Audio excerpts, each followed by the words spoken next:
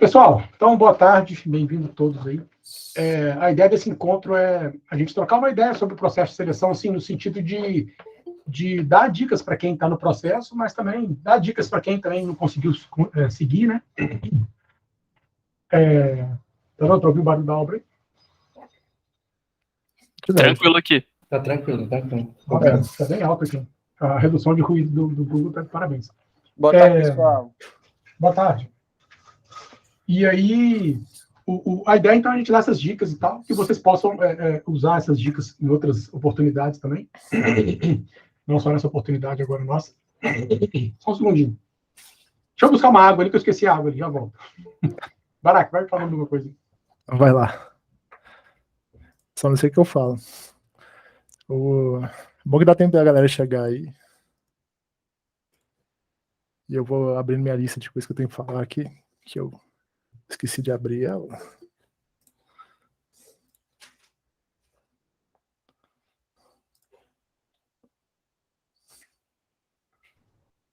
Voltei. Então, pessoal, vamos lá. Sem mais delongas, vamos começar. Aí, assim, quem tiver qualquer pergunta, pode ir mandando no chat aí. O Barack vai dando a lida nas mensagens aí, o que for mais relevante, ele vai trazendo. Aí, assim, a gente não vai ficar muito tempo aqui, então vamos ser bem objetivos mesmo, assim. A ideia é dar uma luz geral, assim, sobre os erros que a gente mais viu aqui nos projetos, assim, sem apontar o dedo para ninguém aqui. Todo mundo está errando, eu também estou errando o tempo todo, então é só para a gente poder entender melhor, assim, como é que a gente pode fazer mais bem feito, né? A coisa que mais pegou no back-end foi a galera não seguir os requisitos. Assim, parece que é bobagem falar isso, né? Mas foi o que mais pegou, assim, as pessoas não seguiram os requisitos. Vou dar um exemplo, assim, bem... É um exemplo bobo. A rota era /donate. Aí as pessoas fizeram outras rotas para receber o post. Então, é um exemplo de uma coisa que num projeto assim, de desenvolvimento você não pode fazer. Então, quando vem uma tarefa que tem que fazer uma rota para um post, se você mudar aquela rota, o outro lado do sistema para de funcionar, porque tem alguém implementando do outro lado também. E aí existe uma autonomia para mudar algumas coisas, mas tem algumas coisas que não podem ser mudadas. Assim. E num processo de seleção que nem esse, que tem um projeto de seleção, como outros processos também têm projetos, muitos processos usam projeto de seleção, cara, segue o requisito extremamente ao pé da linha, assim, se falar que tem que fazer um negócio com um jeito, faz daquele jeito, sabe? Se você achar que aquele jeito é feio, errado, esquisito, e tiver como você perguntar, você pergunta. Mas, assim, não cria outra coisa, não. Uma coisa que rolou muito no back também é a galera mudar o nome dos atributos, que aí tinha error e error message. Aí teve gente que colocou message e error, teve gente que colocou message, e teve um terceiro caso lá que eu não lembro qual que era. Então, assim, são dois atributos para avisar o front-end que teve um erro. Se a pessoa mudar o nome desses dois atributos, o front-end, quando receber a requisição, ele não vai conseguir saber que tem um erro, nem mostrar que teve qual erro que aconteceu. Então, assim, seguir os requisitos é o básico do negócio, sacou? Não só para processo seletivo, né? Isso aí serve para depois também do processo seletivo. Porque quando você está trabalhando com time, às vezes não é você que está decidindo que vai acontecer alguma coisa. Aquela coisa foi decidida como um acordo assim, com o time. Então, por isso que é importante assim, seguir o que rolou. Assim. Isso é importante. Aí, assim, a gente já viu em alguns projetos, a gente até comentou isso com duas duplas ontem e hoje, que, assim, o pessoal querendo colocar coisa a mais, sabe? A gente falou nesse lance de colocar coisa a mais, e a gente ficou até alertou para não fazer coisa a mais, mas o problema não foi nem que fizeram algumas coisas a mais, o problema é que fizeram algumas coisas a mais e não fizeram o requisito básico. Então, assim, poxa, fez um super código lá que faz um negócio super incrível, mas aquela coisa lá que era para validar não validou. Então, tem que ficar muito atento nos requisitos, assim, enquanto não sair dele, não vai para outra coisa, sabe? Isso aí rolou no front-end também. Eu tinha até notado na frase aqui, mas esqueci. Perdi a frase. Mas rolou alguns casos no front-end que realmente a pessoa fez muito além do que a gente estava esperando, assim. E que é bem-vindo, assim, né? A pessoa tá querendo fazer mostrar e tal, o que elas conseguem fazer, mas às vezes pode ter gastado aquele tempo focando ali no básico. E às vezes, das 5 coisas básicas que a gente pediu, ela deixou de fazer 2 e fez 10 coisas a mais do que a gente não pediu. Aí, a nossa validação aqui, a gente vai olhar quem fez o que a gente pediu, quem não fez, aí fica mais complexo, assim, né? Aí, de quem fez o que a gente pediu, a gente vai ver quem fez a mais. Né? Teve muita gente que validou o e-mail no back-end de uma forma muito simples, assim, mas eu não vou botar isso como um problema, porque algumas pessoas botaram assim, se tem arroba, é e-mail. Teve uma pessoa que colocou, se tiver arroba e tiver .com, é e-mail. Aí tiveram outras que botaram regex, que é assim, se tiver alguma coisa com arroba, alguma coisa com um ponto ou 2 pontos depois, é e-mail. Então, assim, o e-mail ele é mais complexo do que só isso, né? Então, assim, é um exemplo bobo, mas é bom ficar atento quando for pesquisar a validação de um dado, para ver como é que esse dado é validado. Por exemplo, como é que você valida um CEP no Brasil, né? Não é só verificar se tem aquela quantidade de números, né? Vai que tem algum lugar que o CEP é menor no Brasil, não sei se tem. Vai que o CEP no Brasil sempre começa com 3, 4, 5, sei lá. Então, assim, você validar um dado, você tem que saber realmente como é que aquele dado é constituído para validar da maneira certa, assim, tá? Não é só estimar uma coisa assim e achar que aquilo já é uma validação, sabe? É pegadinha de dado, né? O nosso e-mail aqui, o e-mail que eu tô logado aqui no Google Meet é @barak@appmasters.io. Então, se você validar.com, já não passou o meu e-mail. O Márcio falou que lá na casa dele, na cidade dele, é tão pequena que só tem um CEP para a cidade inteira. Então, se você for pegar o CEP e esperar que vai vir a rua, o bairro, então você já também não vai popular isso. A cidade é a única coisa que é garantida de vir é cidade e estado, né? Porque eles vão ter 2 cidades no mesmo CEP. Interessante, ó, tá vendo? É umas coisinhas assim, mas aí é realmente a mãe, né? Uma coisa que eu percebi no back-end também, e que isso assim, é uma coisa para vocês pensarem, assim, que é projeto com muito código, sabe? Eu sempre gostei de escrever o mínimo de código possível, assim, porque quando eu estou programando sozinho e eu escrevo 1 milhão de linhas de código, é super divertido, assim, mas quando eu estou programando com alguém, e eu pego o projeto e vou ler o código do outro cara e tem 1 milhão de linhas, eu fico bem chateado, assim, eu quase choro. Então, quando eu comecei a primeira vez a trabalhar com outros programadores, assim, eu percebi que a quantidade de código, ela importa, assim, quando você escreve muito código, você dá muito trabalho para os outros, né? E aí vieram alguns projetos que vieram com muito código no back-end, assim, muito código. Aí eu fiquei pensando, aí teve pessoas que eu desclassifiquei, que na razão eu coloquei sobre isso, muito código, entre as outras razões, né? E algumas vieram até reclamar comigo e tal, porque seguiram um estilo que era muito código. Aí eu até teve uma pessoa lá que a gente desclassificou em função disso, porque ela realmente os outros requisitos dela estavam bons, assim, que é só o e-mail que ela tinha validado errado, se eu não me engano. Mas, assim, o que eu estou querendo dizer com isso? Se vocês estão almejando uma vaga de estágio, ou de júnior, que seja, fazer um código enxuto é um lance diferente, sacou? Por quê? O código enxuto você faz mais rápido. Não tem nenhuma empresa que não está querendo um programador que programa mais rápido. Entendeu? Se você escreve 300 arquivos com uma quantidade gigante de código lá dentro, você perde muito tempo escrevendo. Isso eu te falo que eu sei. Assim, a pessoa que digita muito, ela demora mais que digita menos. Ainda tem a questão que tem gente que digita lento, né? Então, se o cara digita muito e ainda digita lento, aí vai ser um caos. Mas, assim, no processo de seleção, eu recomendo vocês fazerem o código mais enxuto que vocês puderem, sabe? E se vocês forem usar algum padrão que gera muito código, muito arquivo, muito verboso, cara, escreve no README na primeira linha, assim, sacou? Eu usei o padrão tal, mesmo sendo o que mais gera código, é o que eu achei que vai ficar mais profissional e tal. Entendeu? Às vezes, um projeto pequeno não é tão bom, mas eu quis mostrar que eu sei, sabe? Às vezes, pode fazer uma coisa assim que não vai matar ninguém, né? Esse aí tá pegadinho, porque código enxuto não é código também embolado, assim, né? Tem o pessoal que acha que o código enxuto é botar tudo na mesma linha, assim, fazer aquele tipo assim, sair tirando as chaves, assim, dos ifs, deixar tudo mais empurrado, assim, tentar encaixar tudo numa view só, assim, do código para tentar fazer o código mais exprimido, assim. Código exprimido não adianta nada, né? O negócio é saber escrever o código, comprimir o código na lógica, não na escrita. Isso aí. Eu tenho uma parada que fala assim que o código, a quantidade de código, né? Você pega o estagiário, ele faz um monte assim de código, né? O júnior faz um tanto assim. Aí e tinha essa piada antiga, né? Que não é mais agora assim, que era o estagiário muito código e tal, e vai diminuindo, né? Então, quando chega no sênior, o sênior faz uma linha de código só, né? Mas aí agora a piada é o contrário, que é assim, se você se você escreve uma linha de código só, é meio que como se estivesse sacaneando as outras pessoas, porque só você vai entender aquela linha de código. Eu e o Barak, a gente já trabalhou algumas vezes com gente assim, que você pega o código do cara, o código ele é 2, 3 linhas. Cara, você não consegue entender o código. Você lê o código várias vezes, você não entende. Você fala, o que está acontecendo aqui? Isso aqui retorna alguma coisa? Isso faz... Então, assim, o que eu vejo hoje é que o cara que mais escreve código é o cara que é sênior, assim, o estagiário é que vai escrever menos. Que, a ideia do sênior, no caso, é tentar deixar um código que qualquer pessoa consiga ler, sacou? Essa é o grande desafio, né?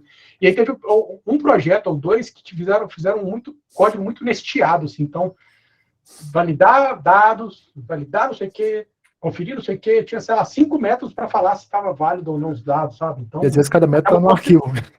Aí quando você vai ler o código, quando você chega lá no final, você fala, tá, ele retorna a quantidade de dados inválidos. Aí você fala, pô, mas lá no que chamou, ele confere se é true ou false, você tem que vir seguindo o fluxo para achar quem é que converte a quantidade mínima de campos preenchidos com a quantidade... Aí, assim, então, simplificar o código, né? A ideia é essa, assim, no geral. Isso aí entra em outra coisa que eu anotei aqui, que é comentário no código. Não sei como é que foi no back-end, mas pouca gente comentou o código no front-end. A gente não cobrou comentário também não, mas com certeza a gente ia lá e fala assim, ó, essa pessoa aqui comentou o código. E com certeza o código comentado fica muito mais fácil da gente avaliar, de entender o que está acontecendo. Precisa ser 100% comentado, não botar aqueles blocões assim, deixar igual um livro assim pra gente ler, mas pode botar um comentário, escrever uma coisinha, uma lógica um pouco mais complexa, explicar o que você fez ali, o que vai acontecer. Teve gente que avisou, às vezes ia fazer uma coisa que estava fora do que a gente pediu, e explicou no comentário, falando assim, eu fiz isso aqui por causa disso, aí dá para ver que realmente isso é bom, porque ajudou a gente, estava comunicando com a gente que estava avaliando. E no dia a dia é importante, assim, o seu comentário, assim, não dá para você achar que só você vai ser o dono daquele código, e também não dá para achar que você sabe 100% o que está acontecendo naquele código e vai saber daqui a 5 anos o que está acontecendo naquele código. Então o comentário também serve para você, assim, né, entender o que está acontecendo. O Leonardo falou que ele seguiu ali a ideia do clean code ali e tal, do livro, né? E ele fez desse jeito e viu que ficou com muito arquivo, né? Deu muita pasta. Esses dias eu comentei isso aqui também, que eu estava olhando sobre uns padrões aí que o pessoal tem usado e que geram assim, muito método, muito arquivo, muita coisa assim, que fica tentando simplificar ao máximo que cada ação seja o menor possível, né? E você subdivide ela bem e tal, e gera muito arquivo, realmente. Aí depende da arquitetura que você está usando, assim, né? Do jeito que quem está usando aquele código contigo vai entender o que está fazendo, né? Mas isso que o Barak falou tem a ver com isso também do que o Leonardo perguntou. Eu vi um vídeo, coincidentemente, eu vi um vídeo hoje sobre esse negócio de comentário, e o cara estava falando o seguinte, um vídeo muito bom, do canal é Health Developer, alguma coisa. Que ele fala o seguinte, que as pessoas estão aderindo muito aos padrões que falam para não ter comentário, que o código ser autocomentado. E ele fez um vídeo lá de 20 minutos só reclamando disso, assim. É um cara que eu gosto, tudo que ele faz, quase tudo que ele faz eu acho bem bacana. E ele argumentou o seguinte, que você não comentar o código, que é um padrão de clean code, esse cara é o Health Software Developer, esse mesmo. O que você não comentar o código e deixar o código ser autocomentado, assim, é uma cilada, porque se dificulta para os outros caras que vão ler, porque às vezes eu nem peguei código. Eu tive uma empresa que o padrão era de comentar muito. E era muito fácil de lidar com o código dos outros. E a gente tem um padrão agora que é comentar pouco. E é difícil, porque você pega o código para ver, você fala assim, peraí, o que esse cara que faz? Você tem que ler o código inteiro. Aí ele faz a chamada, você tem que ler a chamada inteira.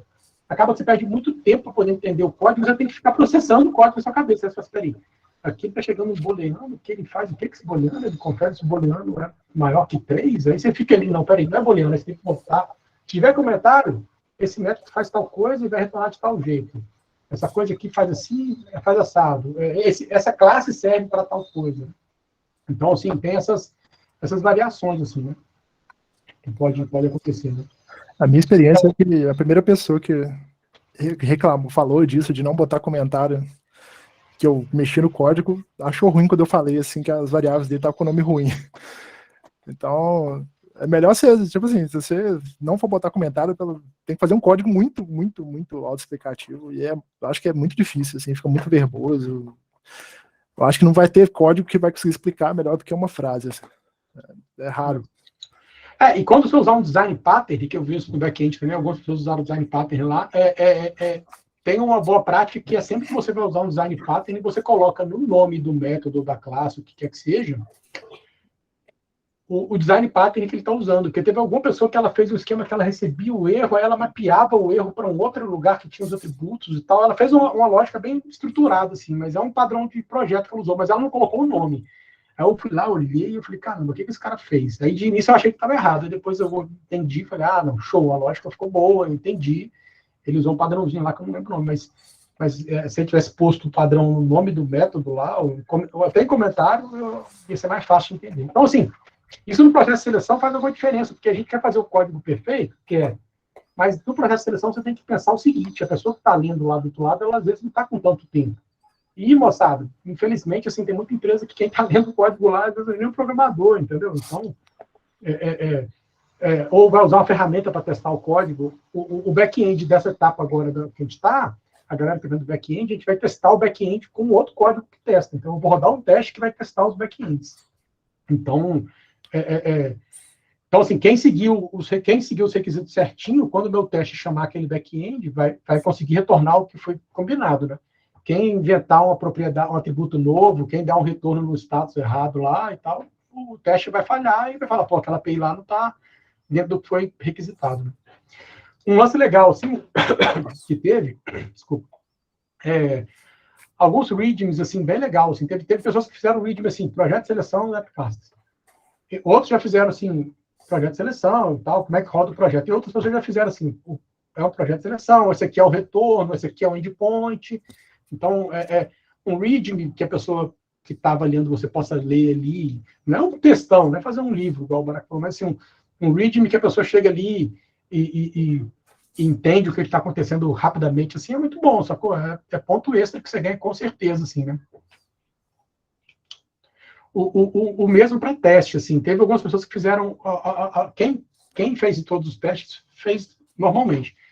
Mas algumas pessoas, elas elaboraram mais os testes, assim, então elas garantem mais que a API delas estão funcionando melhor, sabe? Então, assim, de anotação dos projetos que eu tenho, até é só isso aqui. Eu vou passar para o outro lote, para ver se o Barack tem mais alguma anotação aí que ele pegou dos projetos. Eu tenho um bocadinho de anotação aqui. Questão desse de README aí, eu percebi também que várias pessoas deixaram o README, como o Next cria um próprio README, assim, eu não sei se era falta. Algumas coisas deu para perceber que muita gente veio do React, não conhecia o Next, e meio que quis não mexer muito na estrutura do Next, assim, se ele criou um arquivo lá para fazer alguma coisa, não vou encostar nele porque eu não sei o que ele faz. Mas o README já é o padrão do Git, né? Então é bom explicar um pouquinho. Não precisa fazer um README completão, assim, mas pelo menos ter um pouquinho de informação. Teve gente que botou print no README, que é interessante, assim, pro front-end, né? Porque eu comentei lá no canal, assim, que a maioria dos front-ends eu não rodei, assim. A gente não rodou. A gente olhou só código. Foi realmente código. E então, boa parte dos front-ends eu nem sei como é que ele é lá pra dentro, assim. Então, botar os prints ali me dá uma chance de olhar o front-end antes de rodar, né? Ou se eu nem for rodar, ter uma chance de olhar o front-end. Então, é interessante. Nessa parte aí também do Next contra o React, rolou algumas pessoas ficaram um pouco perdidas, assim. Acabou que a parte que a gente usar ali do Next não era tão grande assim, né? Ninguém não precisava de saber o Next para usar. Se você soubesse o React, era suficiente, porque ele ia gerar lá uma página de exemplo. Se você olhasse aquela página de exemplo, você ia saber onde estava o HTML, você ia lá e trocava o HTML. Mas isso, na primeira fase, rolou isso bastante, né? Assustou muita gente.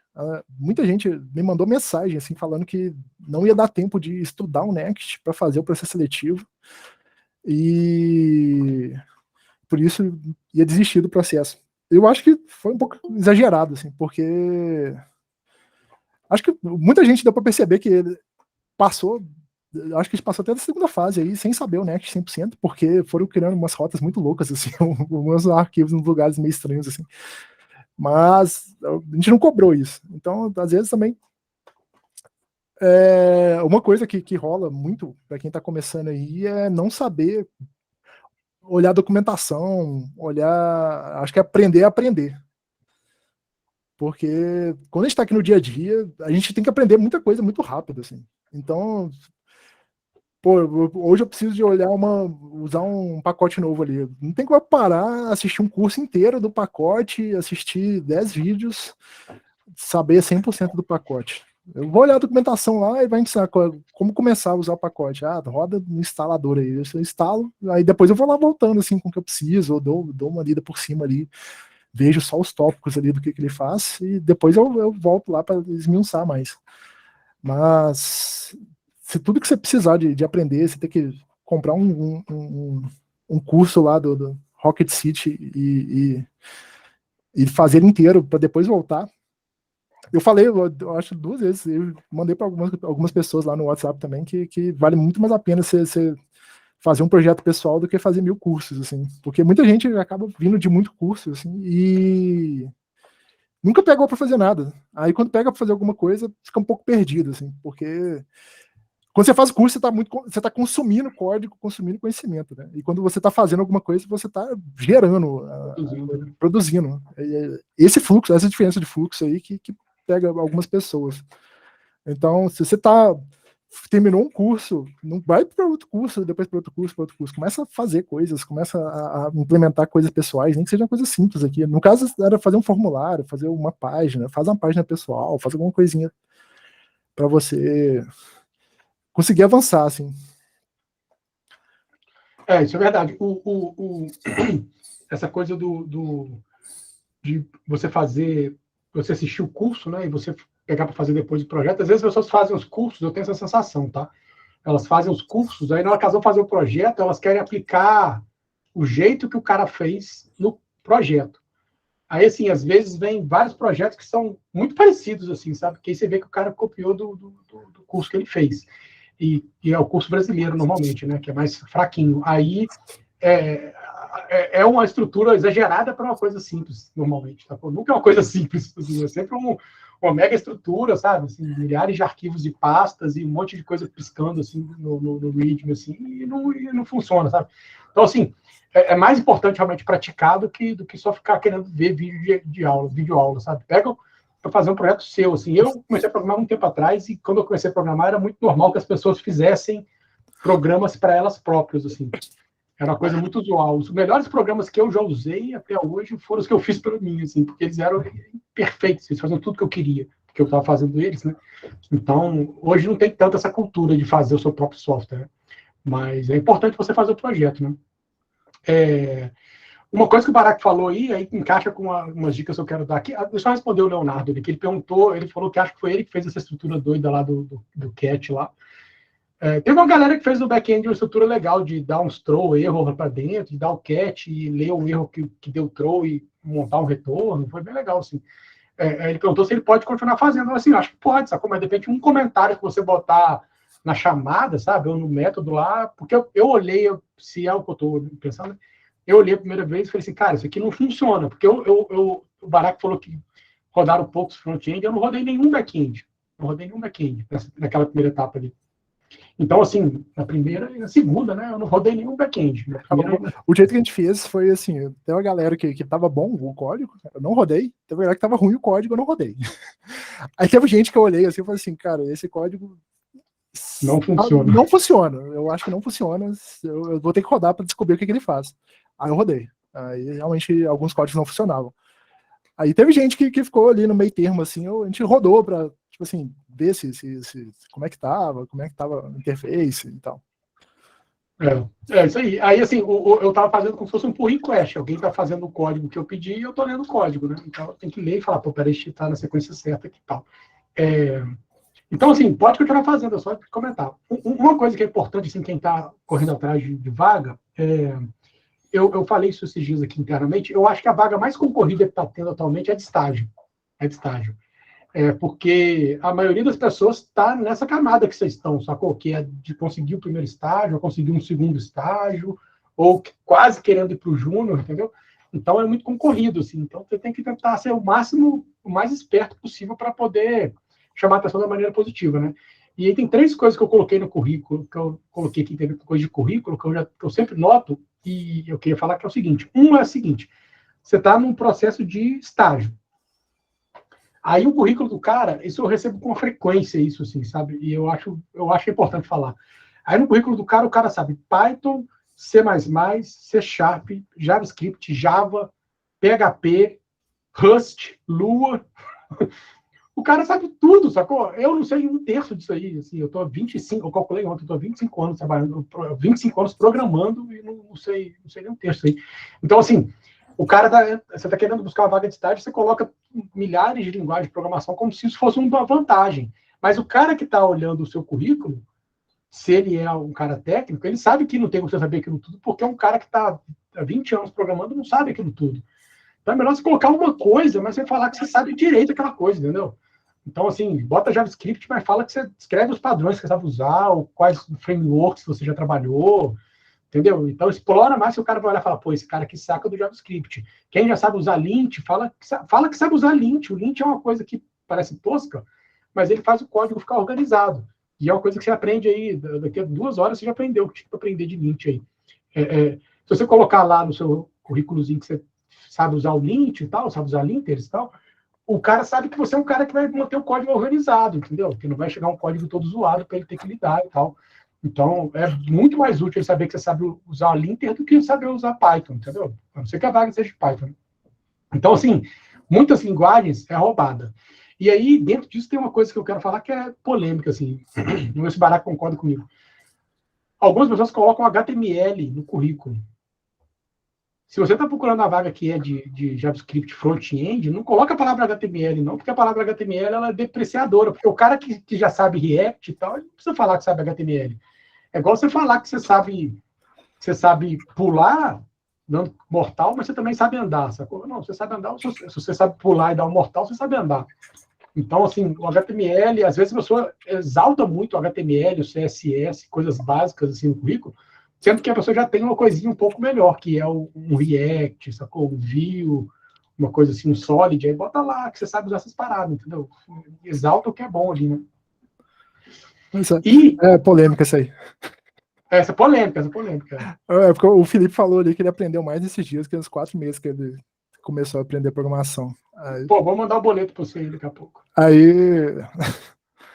Não, aí eu lembro, o meu processo seletivo, o primeiro emprego que eu consegui foi na Epimaster.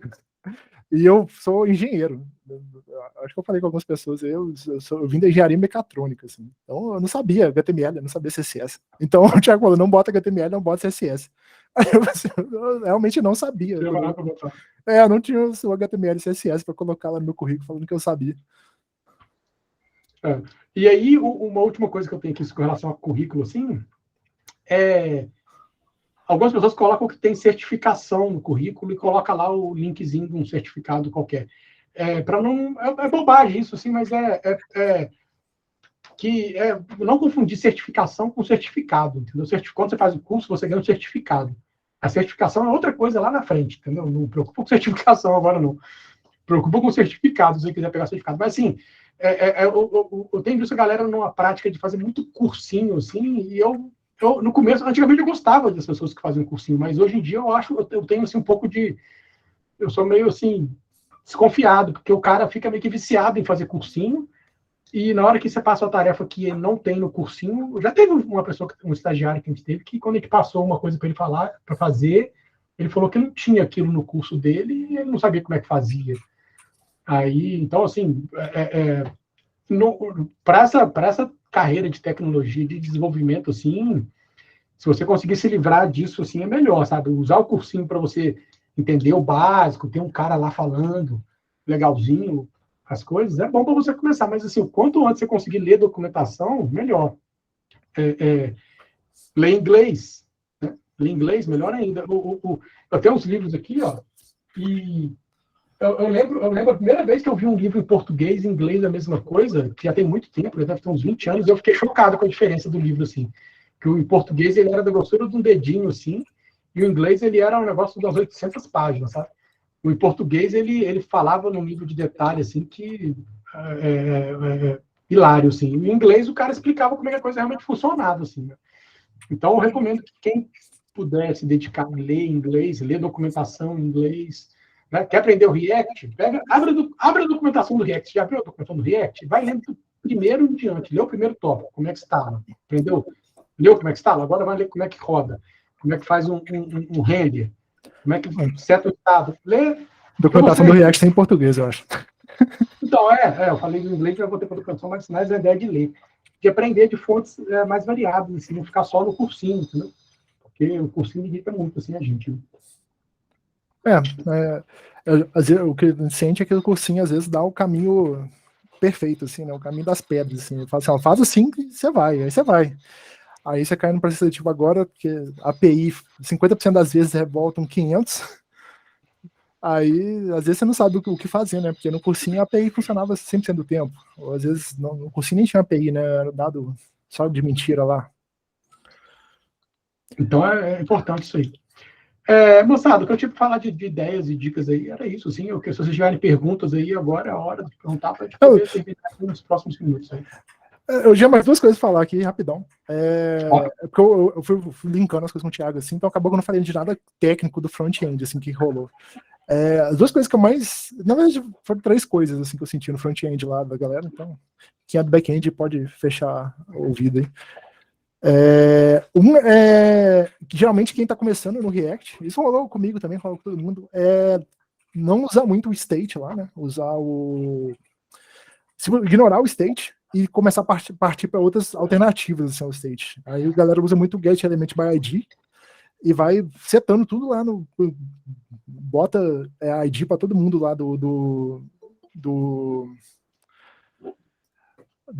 da tela e vai setando todo mundo pelo ID. Se mudar alguma coisa, seta o ID do cara, vai alterando os elementos direto pelo ID. E no React, isso aí é meio que errado, porque no React existe o state, e o state é o esqueleto ali da sua aplicação, e você tem que, tudo que for alterar visualmente, o state tem que refletir isso. Então, quando eu vi um getElementById, assim, dava a impressão que a pessoa não sabia o React 100%. Assim. Outra coisa que rolou é que, não sei se é falta de prática mesmo, muita gente meio que se perdeu um pouco na promise ali, algumas pessoas tentaram mandar um async await, algumas pessoas tentaram um async await, botavam um ponto .d, aí misturavam um monte de coisa assim. Acabou que tinha uma parte lá que era fazer um loading lá no CEP. Acho que foi a etapa que o pessoal mais pulou, assim, teve gente que fez tudo e pulou essa. Não sei se foi realmente porque era uma coisa muito pequenininha assim e não percebeu, ou se foi realmente uma coisa que não sabia. Mas isso aí era o que testava que a pessoa conseguia lidar ali com a promise de ter o CEP. Teve gente que falou lá no canal lá que estava muito rápido, assim, não dava nem para ver o load. Teve gente que botou um delay ali para forçar a ser um pouco mais lento, só para mostrar o load. Mas teve gente que realmente se perdeu ali na promise. Então é uma parte do JavaScript, né, nem do React, né, lidar com promises aí, né, a programação assíncrona. Eu recomendo dar uma olhada, assim, dar uma testada, porque hoje trabalhando no front-end, trabalhando na web, realmente isso aí é uma parte bem básica, assim, é uma parte que tem que pegar para estudar, tem que pegar para saber. Então, saber lidar com a programação assíncrona, lidar com o estado antes, durante, depois, ali, que está acontecendo tudo, é importante. Eu acho que a última coisa que eu tinha anotado aqui talvez isso serve para o back-end também, que é testar o código. Teve código que chegaram na nossa mão que, não sei se aqui não deu tempo, ou se tipo assim, a pessoa mandou no último momento, assim, deu meia-noite, falou assim, vai do jeito que for. Mas que não rodava, assim, não rodava. Simplesmente parece que nem tentou, assim, abrir, porque se você abrisse, não ia rodar. Isso é melhor você tentar, tipo assim, se você for mandar um código que tá pela metade, tira o que tá pela metade, do que mandar um código que nem vai abrir, assim. Porque um código que nem vai abrir não vale de nada, assim. Mas um código que abrir pela metade dá pra te avaliar pela metade, pelo menos.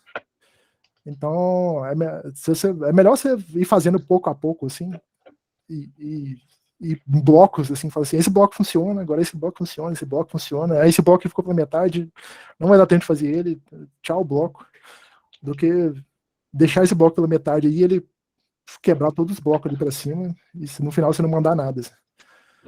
Aí teve alguns testes que foi meio maliciosos, assim, acabou que, sem querer, a gente fez uns testes maliciosos, porque rolou muito, do pessoal fazer o select, tinha um campo lá pra você botar quantos computadores você queria doar. E no começo eu fui testar, aí eu digitei e enrolei a rodinha do mouse para descer a tela, assim. Aí eu percebi que quando você fazia isso, rolava o número, assim, né? Então, às vezes ia para 100 e às vezes ia para menos 100, assim. Então, tem uma galera aí que quando você botava menos 100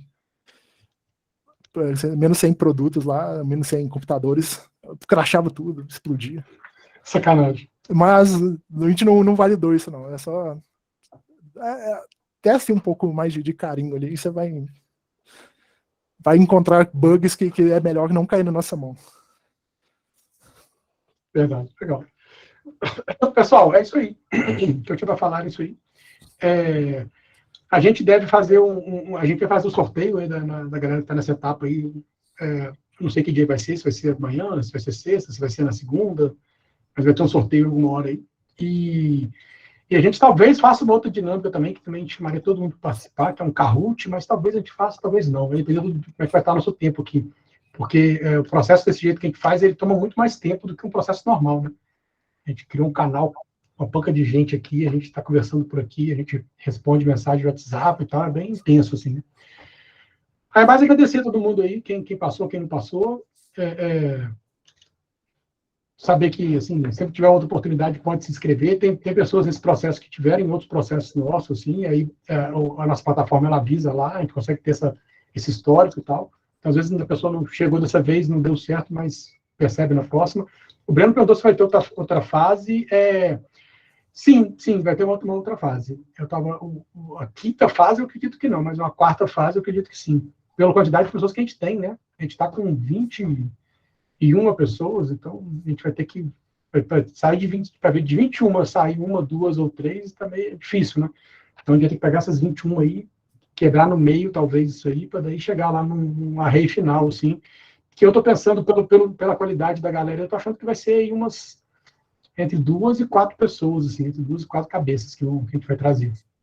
Vai depender da qualidade. 100% das vezes a gente decidiu no último momento, assim.